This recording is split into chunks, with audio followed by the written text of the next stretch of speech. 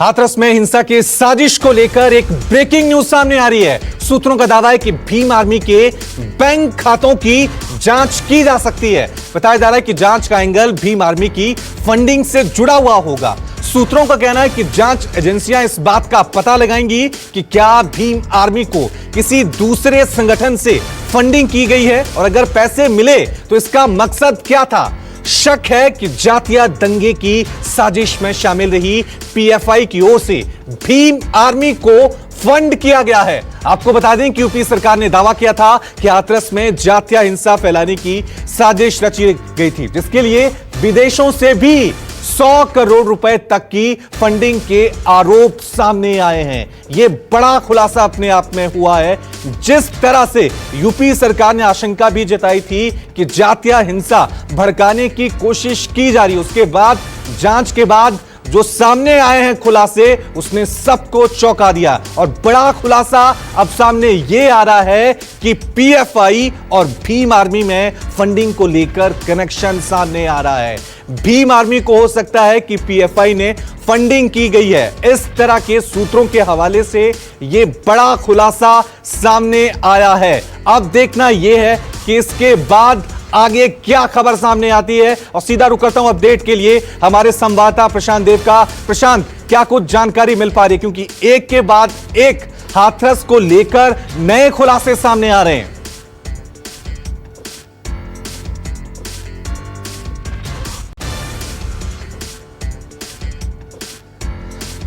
चलिए एक बार फिर रुक करता हूं हमारे संवाददाता मानस का, जो लखनऊ में बने। प्रशांत के पास दोबारा हम लौटेंगे। मानस, हर रोज नए खुलासे सामने आ रहे हैं। एक तरफ बेटी के इंसाफ की बात हो रही है, लेकिन बेटी को इंसाफ दिलाने के नाम पर जो पीछे साजिश चल रही थी, उसको लेकर ये जो खुलासे हुए हैं, उसने उत्तर प्रदेश की सियासत में भूचाल ला दिया है।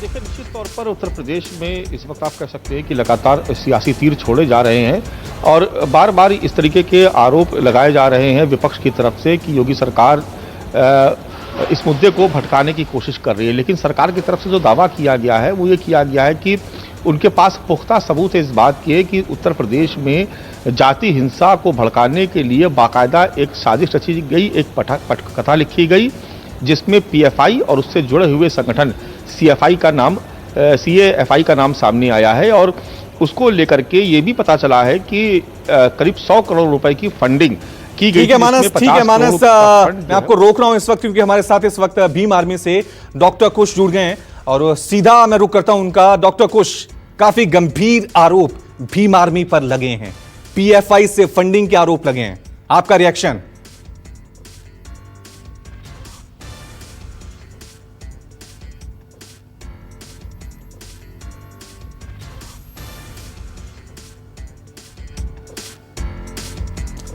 चलिए दोबारा उनसे संपर्क साधने की कोशिश करेंगे, क्योंकि भीम आर्मी पर काफ़ी गंभीर आरोप यहां पर लगे हैं और तमाम मेहमान भी हमारे साथ स्टूडियो में बने हुए हैं। Vikram Singh, x DGP UP, इनका मैं रुख करूंगा। विक्रम सिंह जी, अपने आप में ये बड़ा खुलासा है। एक तरफ हाथरस में बात चल रही थी कि बेटी को इंसाफ दिलाना है, तमाम सियासतदान वहां पहुंच रहे थे उनसे मिलने के लिए, लेकिन ये जो खुलासा सामने आया है, पीएफआई की एंट्री वहां पे हुई, अब ये खबर सामने आ गई कि पीएफआई जो है वो भीम आर्मी को फंडिंग दे रही है। आगे क्या प्रक्रिया होगी उत्तर प्रदेश सरकार की, क्योंकि आपका काफी अनुभव रहा इस तरह के केसेस में? जी, मैं पहले भी कई बार कह रहा हूं कि इसमें शरारती तत्व कूदने में जरूर कूदेंगे, और शरारती तत्व कूदने का इसके प्रमाण है कि पीएफआई के लोग कहां से आकर के इकट्ठा हो गए और अवांछनीय तत्वों के साथ मिलकर के वो हमारे यहां फिजा खराब करने के लिए, और ऐसी स्थिति कि पुलिस को बल प्रयोग करना पड़े जी, और राजनीतिक समीकरण बदल जाए और बिगड़ जाए और लोग अपनी स्वार्थ सिद्धि कर सकें। इसके लिए जरूरी था कि इस प्रकार के शरारती तत्वों पर नजर रखी जाए, और उनकी गिरफ्तारी के बाद यह भी प्रमाण मिल गया है कि ये पीएफआई के सदस्य थे। और पीएफआई के सदस्य, आपको मालूम हो कि इनके हरकतुल मुजाहिदीन तालिबानी आईएसआईएस से रहा है। बेंगलुरु के दंगों में भी इनका हाथ रहा है। शाहीन बाग की पूरी प्रोटेस्ट जो लगभग 3.5-4 महीने चली थी, उसके पीछे पीएफआई का हाथ था। तब 120 करोड़ की फंडिंग की बात आई थी, आज भी लगभग 100 करोड़ की फंडिंग की बात आ रही है। यह अपेक्षा की जाती है कि सेंट्रल और स्टेट इंटेलिजेंस एजेंसीज मिलकर के इनको बेनकाब करेंगी, इन सबकी नार्को एनालिसिस करके इनके क्या षड्यंत्र थे इनके विरुद्ध कार्रवाई करें। और जो लोग समाज का ताना बाना तोड़ना चाहते हैं, बिल्कुल बिल्कुल षड्यंत्र जो भी हैं वो सामने आने चाहिए, चाहे वो फंडिंग को लेकर हो, चाहे वो जातीय हिंसा को लेकर हो, जो भी गुनहगार हो उसको सजा मिलनी चाहिए। और हमारे साथ इस वक्त भीम आर्मी से डॉक्टर कुश भी बने हुए हैं। डॉक्टर कुश, आपसे मैं सीधा सवाल, क्योंकि बहुत गंभीर आरोप जो हैं वो भीम आर्मी पर लगे हैं। कहा जा रहा है कि आपकी जो फंडिंग है वो पीएफआई से होती है। अब इस देश में यदि किसान आंदोलन करें तो उनको सुनियोजित साजिश करार दे दिया जाता है, मजदूर आंदोलन करें उनको सुनियोजित साजिश करार दे दिया जाता है। अपना फेलियर सिद्ध करने के लिए, अपना जो फेलियर है योगी सरकार का, उससे बचने के लिए ढोंग रखा जा रहा है। यदि इतने ही वो सक्रिय हैं तो जांच करवा लीजिए। चंद्रशेखर आजाद भाई का कोई बैंक में अकाउंट नहीं है, 1 लाख रुपया भी यदि हमारे पास मिल जाए हम राजनीति छोड़ने को तैयार हैं। लेकिन इस तरीके का झूठ ना बोला जाए।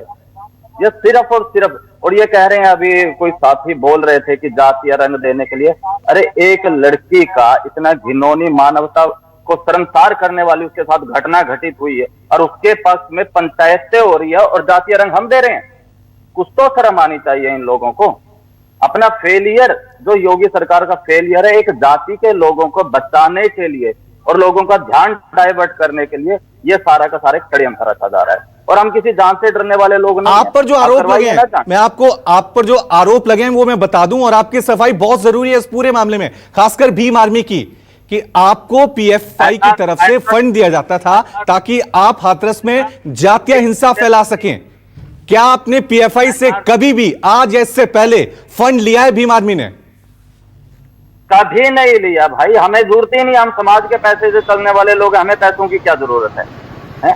हमारे पास खुद की कोई प्रॉपर्टी नहीं है। सारा का सारा संगठन समाज के हिसाब से हम लोग चलते हैं। ये प्रूफ करें ना, और यदि प्रूफ नहीं होता है तो योगी आदित्यनाथ इस्तीफा दें। हम खुला चैलेंज दे रहे हैं योगी आदित्यनाथ जी को कि आप जांच करवाइए। यदि हमारे पास 1 लाख रुपए की भी फंडिंग वो दिखा दें, हम राजनीति छोड़ देंगे, नहीं तो वो कुर्सी छोड़े। लेकिन ठीक है प्रशांत, मैं आपका रुख करूंगा क्योंकि काफी ये अपने आप में गंभीर आरोप थे कि भीम आर्मी को फंडिंग पीएफआई की तरफ से होती है। ये जो खुलासा सामने आया है, आधार क्या है, सबूत क्या है? सिर्फ आरोप है या वाकई में सरकार की पूरी तैयारी है?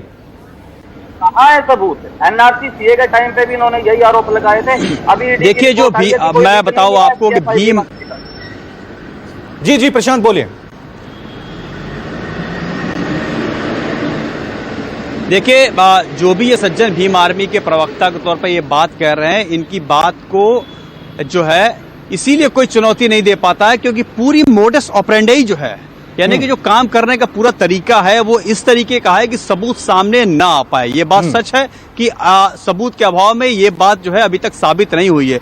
लेकिन मैं फिर कह रहा हूं कि जो भी इनपुट, देखिए, प्रवर्तन निदेशालय, मतलब जो फाइनेंशियल जांच पड़ताल करने की देश की जो सबसे बड़ी एजेंसी है वो है ईडी को ये बार बार इनपुट जो दिया गया है अलग अलग केसेस में, वो इनपुट दे दिया गया है। हाथरस कांड का भी इनपुट दिया गया, बेंगलोर का भी इनपुट दिया गया है, दिल्ली का भी इनपुट दिया गया है। इसके पहले भी लगातार इनपुट्स दिए गए हैं और सबको सिंक्रोनाइज करके प्रवर्तन निदेशालय इस बात की जांच कर रहा है। अब मैं बताता हूं कि इसमें हम आपको फैक्चुअल रिपोर्टिंग की बात कर रहे हैं, जो तथ्य उस पर तथ्यों की बात कर रहा हूं। ये इनपुट्स गए हैं, इस पर न तो प्रवर्तन निदेशालय इनकार कर सकता है, न तो यूपी पुलिस इनकार कर सकती है, न तो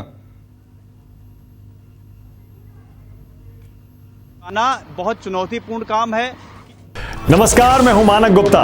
अगर आपको हमारा ये वीडियो पसंद आया हो तो इसे लाइक और शेयर जरूर करें, और हां, हमें सब्सक्राइब और फॉलो करना ना भूलें ताकि आप देश और दुनिया की कोई खबर मिस ना करें।